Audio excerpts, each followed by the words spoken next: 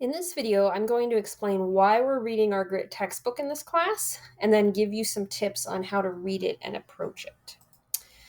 First off, you should have watched Duckworth's TED Talk video where she talks about grit. So Duckworth is the author of our grit textbook. Now, when you're watching that video, you do have some questions to answer in the online class session kind of worksheet that's on our course page.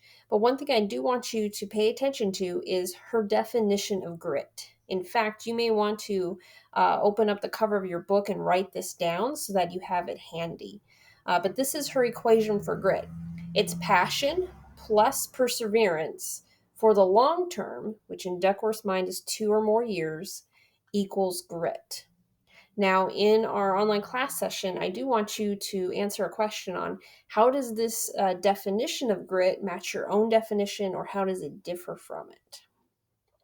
So, how is grit going to help us in this class? Well, mainly it's going to help us fulfill our course learning outcomes, which you can find on page 2 in our syllabus, which is to demonstrate improved understanding of English grammar and punctuation. And you'll do that by writing on this grit book. 2, you'll write paragraphs that are unified and coherent. And again, the material that you'll be writing on comes from our grit book. You'll analyze and respond critically to texts, and that's what you'll be doing with the ideas in this book. And then 4, you'll demonstrate the ability to apply read concepts to your own life for your personal, professional, and spiritual growth. So what we learn about grit in this book, I'd like to see how do you think it might help you as a student in your academics, or if you're an athlete, how is it going to help you on the field?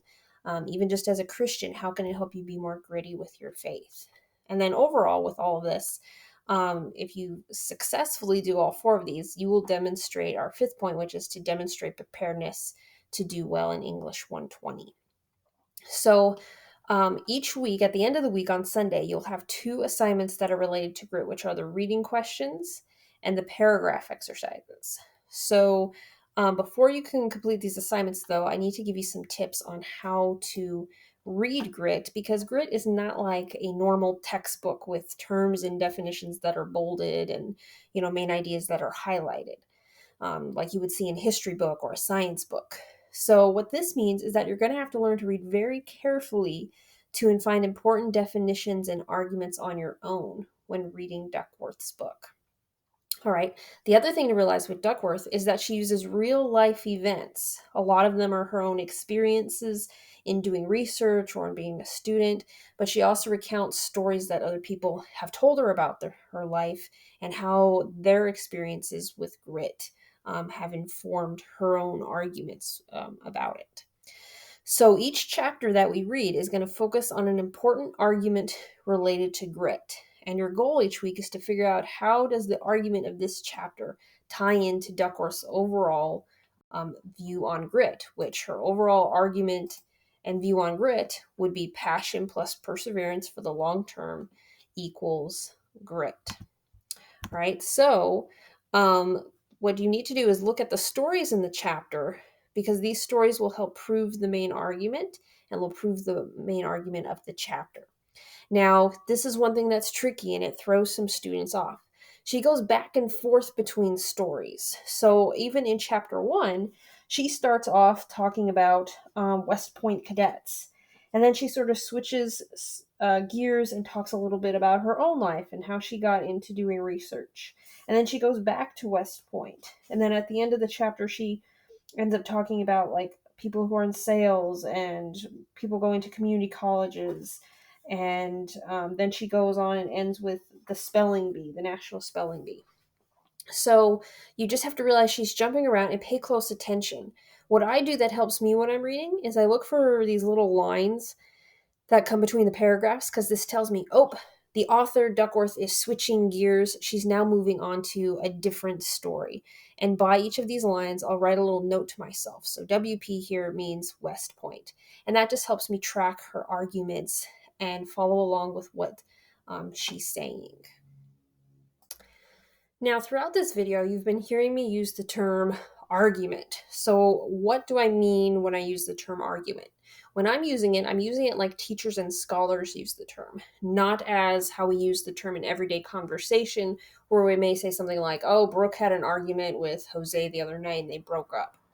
So instead, in academic writing, argument means a statement that is supported with reasons and or evidence. And that definition comes from our academic writing in the emerging scholar textbook. Okay, so when any of your teachers in college use the term argument, they're not meaning an argument that's driven by emotion, but rather an argument that's driven by information and knowledge. So, argument isn't an emotional shouting match between two people.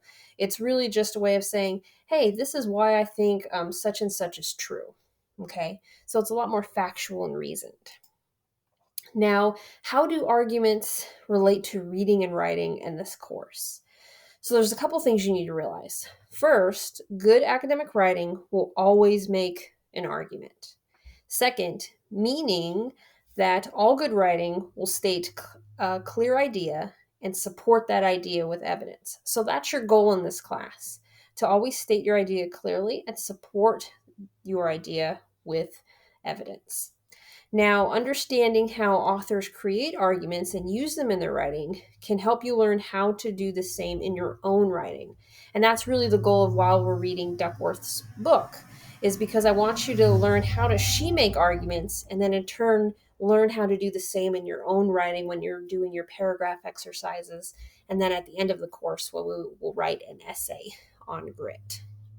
All right, so this may sound good, but you might be wondering, well, how do I find Duckworth's arguments when I'm reading her chapter? This is something new to me. I've never really learned to read for arguments.